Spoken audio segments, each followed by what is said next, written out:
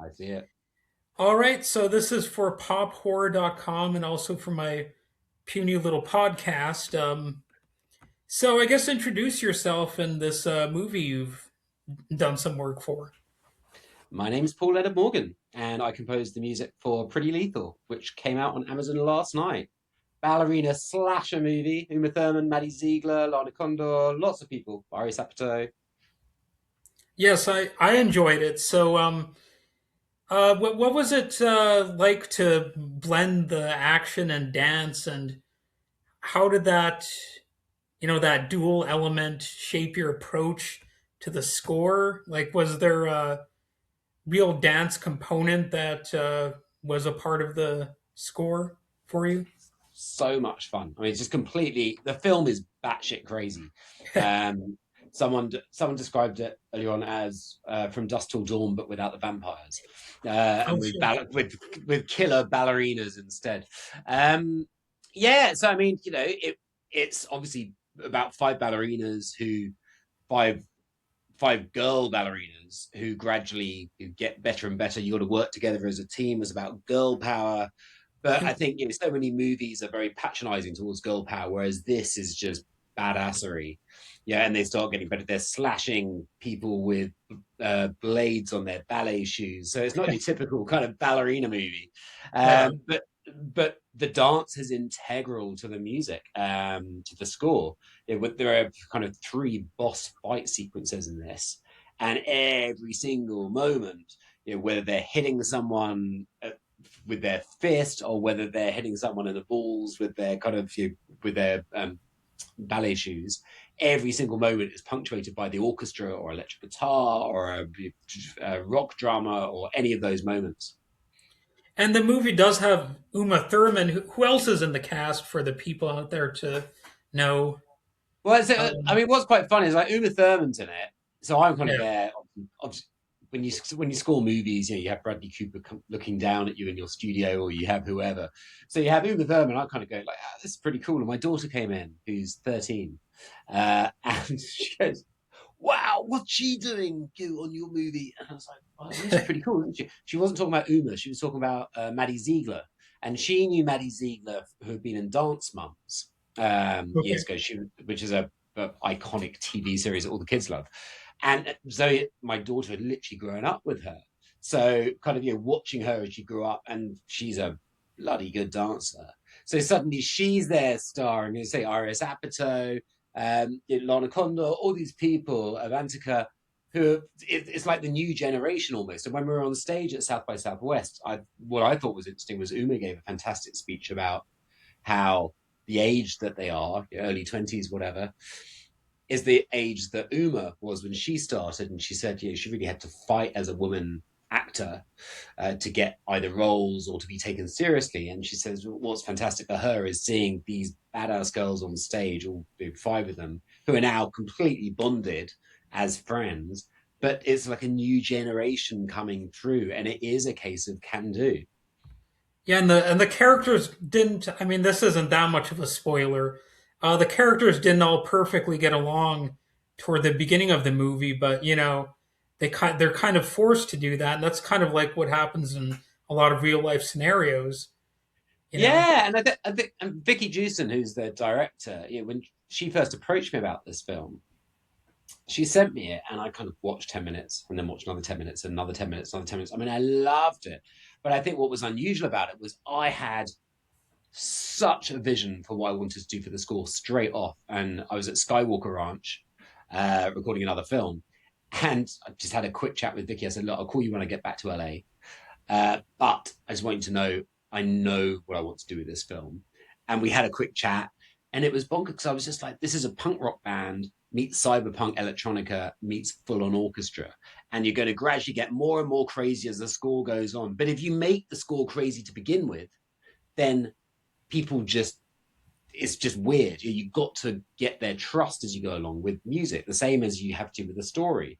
So in the same way that the kids don't get on to begin with, and then they've got to learn to be together as a team, and by the end of it, they are bossing it in the fight sequences, and then also there's a fantastic ballet at the end that they do.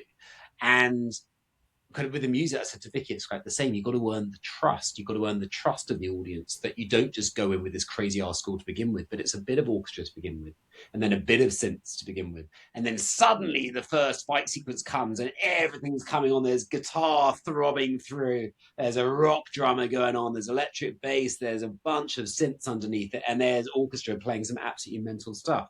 So yeah, it is one of those things where I think anytime you've got to learn to have the trust, whether it's the trust of an audience, the trust of a director, or the trust of the five dancers. And you worked with the Royal Scottish National Orchestra, right? So Yeah.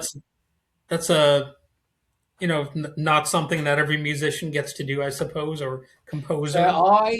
I'm Scottish, so I trained at the Oh, okay. so I Yeah. trained at the Royal Conservatoire in Glasgow years ago, and I started producing bands. So I was classically trained, produced bands, got into the whole band scene, and then came full circle and started doing films with Limitless and Dread and whatever. But what's been so nice over the last kind of 4 or 5 years is the RSNO have got this fantastic studio there in Glasgow, and Abbey Road and Ayr are always very, very busy. So everyone's always looking for a third place to record. So suddenly the RSNO are getting loads of work from my mates in LA as well. And I'm doing them like this little PDF. All the music supervisors call me and say, "Hey, what the RSNO like?" I'm like, "Oh God, they're brilliant." But also the food's amazing in Glasgow, the pubs are amazing in Glasgow, all of this. And I'm doing them a PDF, and they're all sending me pictures when they go back to Glasgow going, "Wish you were here, but look, we're at," and it's all my favorite pubs and restaurants and all of this kind of stuff. So it's the whole experience. But the RSNO are phenomenal. And, you kind of fly over, you get a day's sleep. I've still got a studio in Glasgow, so I was working from there quite a lot.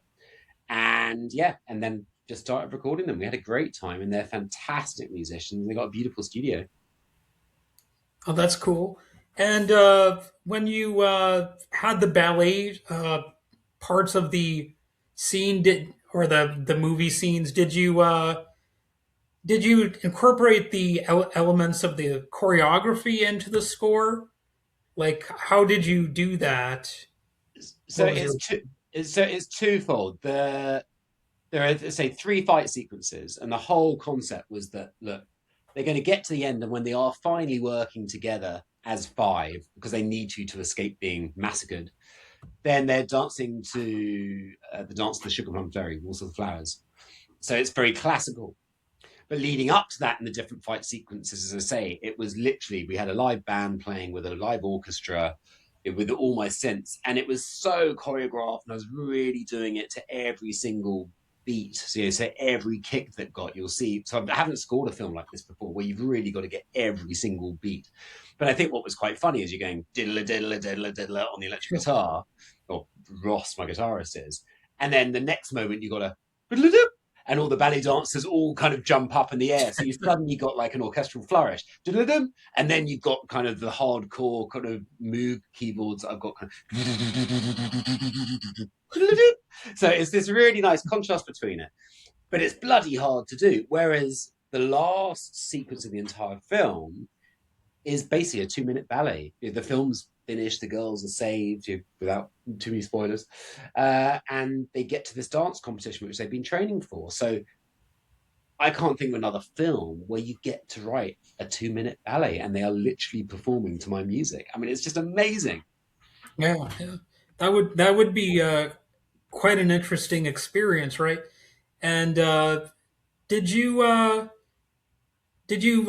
did you balance honoring the original Sugar Plum Fairy by Tchaikovsky with making it feel more cinematic and fresh? I think you got into that a little bit, but there's also like a different attitude that you have to approach it with rather Yeah. than just instrumentation. So there are two routes that you could have gone down. One is to do kind of a dance remix of it, and I was like, it's a bit cheesy.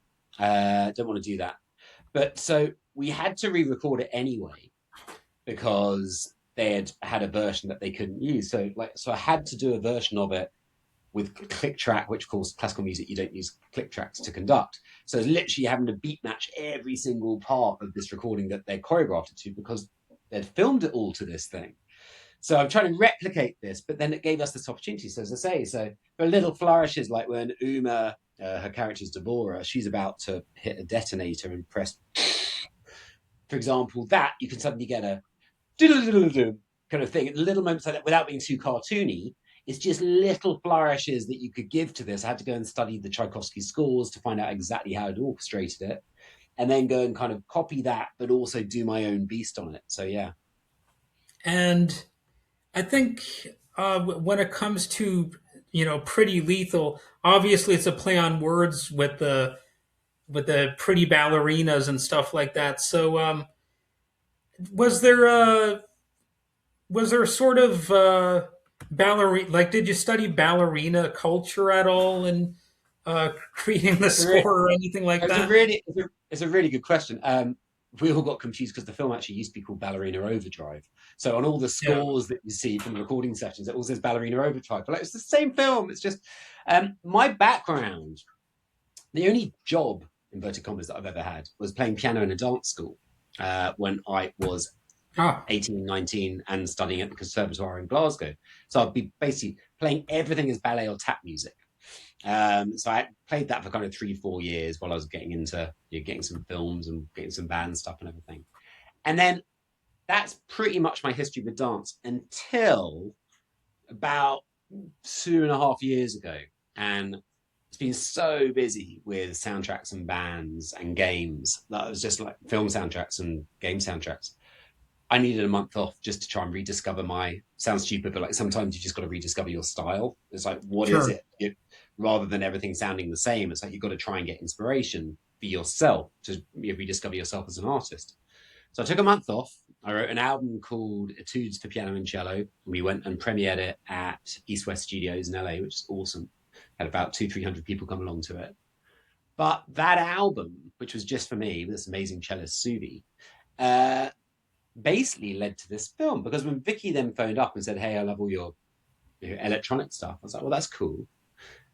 But she said, "Is there any dance? Have you ever worked in dance before?" And when I did that album, dancers from around the world started getting in touch saying, "Hey, you cool to be choreographed to this?" So we had the principal ballet dancers of the San Francisco Ballet, the principal dancers of the National Ballet of Canada, and they started sending me just excerpts, and it was the most wonderful, creatively rewarding thing. And suddenly I had little videos, so I sent them to Vicky and said, "Well, here you go." So all of a sudden, I've taken time off from film to try and sort of get my juju back, and then I do my own album. All these dancers react to it, and then Vicky phones up with this crazy ass film about ballerinas. Have you got any dance stuff? Well, in actual fact, yeah, just now. But that's not what I do want to do with your film, because it's not classical. But she's going, "Oh, classical might be good." I was like, "No, no, no. It's going to be this crazy ride that we take them for. It's this punk attitude that the girls have, as the punk attitude that the soundtrack's going to have." But I just thought that's so bizarre. Build it and they'll come. Yeah, it's sometimes life. I think the word for that is serendipity, I guess, Yeah, if I remember correctly. And yeah. And now I'm, that's I'm and now I'm actually writing a ballet, which is getting premiered later on in the oh, year. So I mean, it's fantastic. It's just I love it. Yeah, serendipity, great word. so it all sort of evolved, you know, naturally in a way, in a weird way. Yeah, and I think I work on lots of different things. I have a short attention span. If I just did soundtracks, I'd go insane. If I just did classical concert music, I'd go insane. But I think that everything that you do leads into other things, whether subliminally or whether actually intentionally. But like, so I was touring. I've got a new album coming out in August, and we had a wee tour of that in January, and we played some festivals back in Scotland, and you're playing some gigs in front of 2,000 people, and you're playing some film music and you're playing some other stuff, but the album's got nothing to do with film music. But it was suddenly just like, oh, it gets your passion going again. So then when next time you're in the studio, because films are hard work, you're in the studio for 3 months, not sleeping much. It's great fun, but it's still very tiring. You suddenly got that creative energy coming from the other stuff that you're doing. And I think all of these things just lead, it's kind of the road less traveled. You don't know where it's taking you to, but it's taking you somewhere. And what sort of unique techniques did you apply to this score? Were there any things that you hadn't done before? You mentioned So kind of many. going in new directions. Yeah, so many. I mean, with the orchestra stuff, I've never done stuff where, well, not very often anyway, where you're basically, instead of giving the players, obviously they've got lots of music to play and lots of notes, but then there's lots of weird effects, which on a score just looks like a sine wave almost. It's like the Dolby thing where it's like wow, wow, wow, wow, wow, and the bigger the sine wave, the crazier the glissandi is on the strings or the brass or whatever. And there's a title card in this Pretty Lethal, which comes about 15 minutes into the film.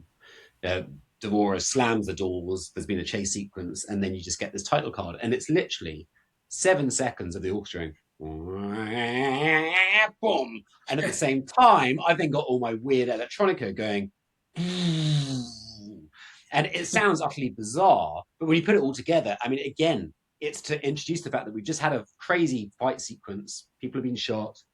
Devora's come in, slam these massive doors of a castle, and then you get this batshit crazy pink card. I was just like, right, let's just have a crazy 7 seconds of music. So that was one technique, as I say, doing all of those kind of weird textures, horror as we're going down to the dungeon a bit, to the basement. We got lots of those weird string textures. But the crazy one for me was a keyboard that I use called the Roly keyboard. And it's not do you know them?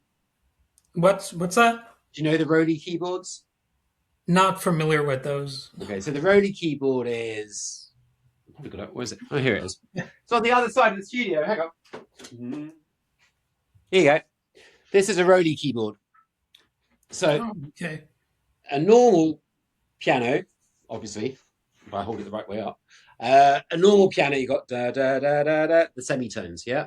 Sure. On this, what happens is there's nothing stopping you from running your finger to the next note. So it's almost like glissing down, going,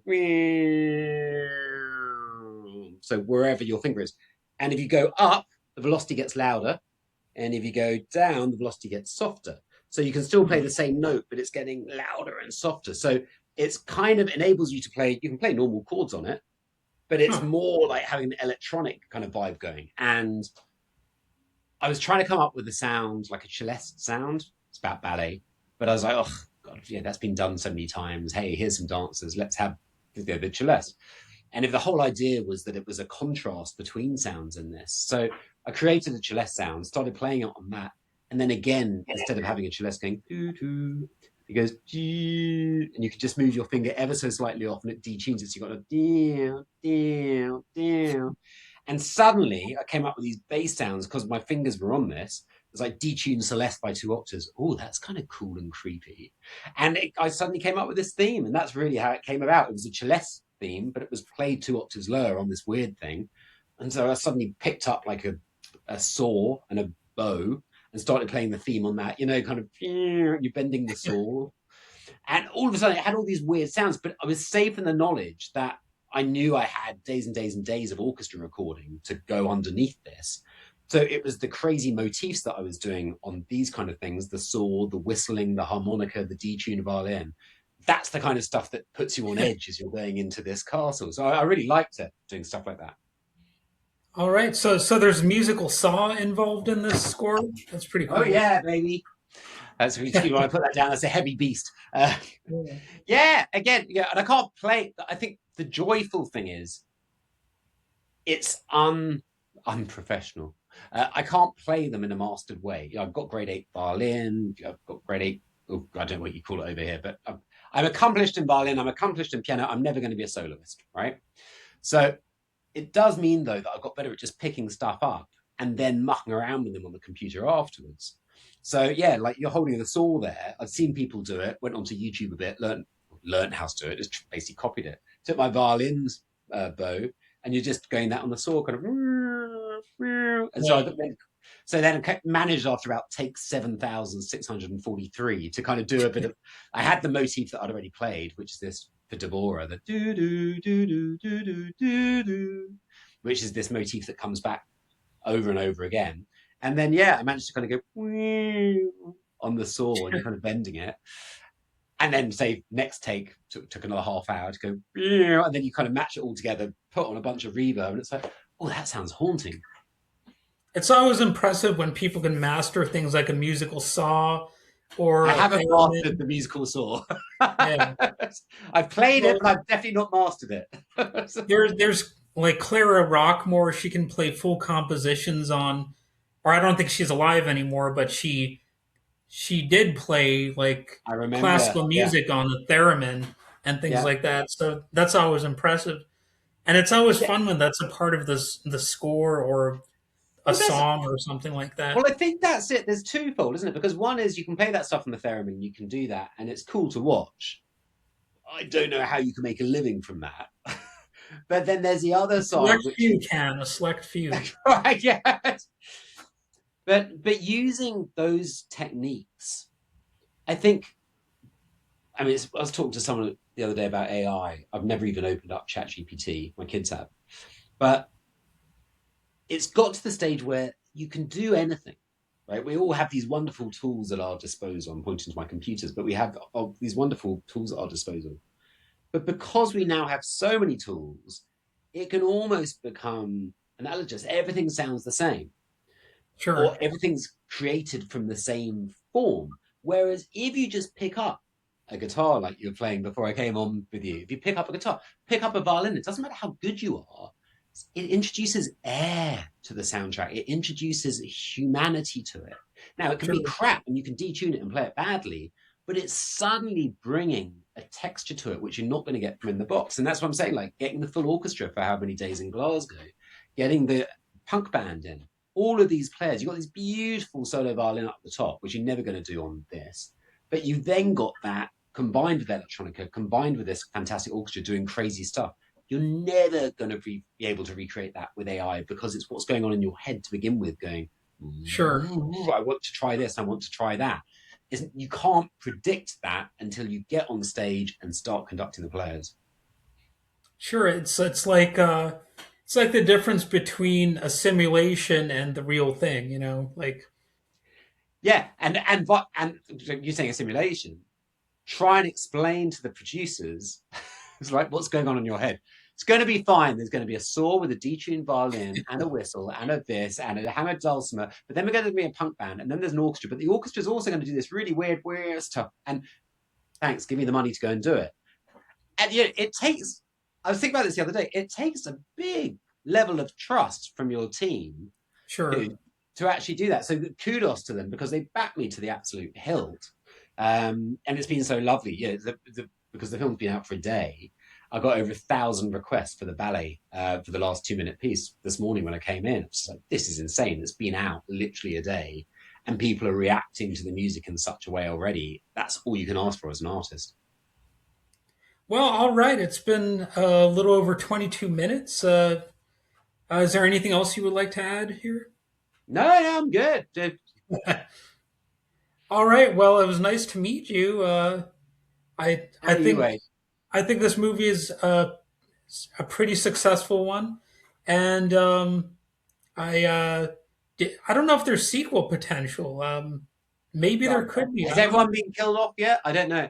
I know that when we were watching it, we premiered at South by Southwest a week ago, and there were 1,100 people in that theatre, the Paramount, and the whole town, had pink posters, pink, booths, pink ballet, pink this, pink the buses going along. Watching the movie with 1,100 people, and people were literally cheering during the fight sequences, like clapping, going, when he gets kicked in various bits and stuff. Hearing 1,100 people react like that to a film, you'd always get claps at the end or whatever at a festival, but hearing 1,100 people react like that in the middle of it, and then happened again on the Monday at a Q&A that Vicky had gone to another screening. It happened, I was doing a panel at ASCAP on a composer panel. There were 200 people there, and the same. It's just wonderful when you see people react like that. It's some films try and be very arty. Some films try and be very commercial. We've struggled, I would say, not struggled is the wrong phrase, but to try and work out where this film fits. Because it's a slasher movie, but it's not really a slasher movie because it's bloody funny. I would let my kids watch it, even though it's probably R Yeah. rated, because it's really gory, but it's so over the top gory that it's just funny. And it's like the Goonies meets, say, 28 days later, meets till dusk from dusk till dawn. So it's all this combo. But in the end, I think what was just lovely was 1,100 people left that theatre going, that was just a really fun ride. All right. Well, thanks for spending time here talking with me, and check out Pretty Lethal, everybody. I think most of you would enjoy it. go ahead and check it out. Wade, thanks so much for your time. All right. Have a good one. And you. Bye. Yep. Bye bye.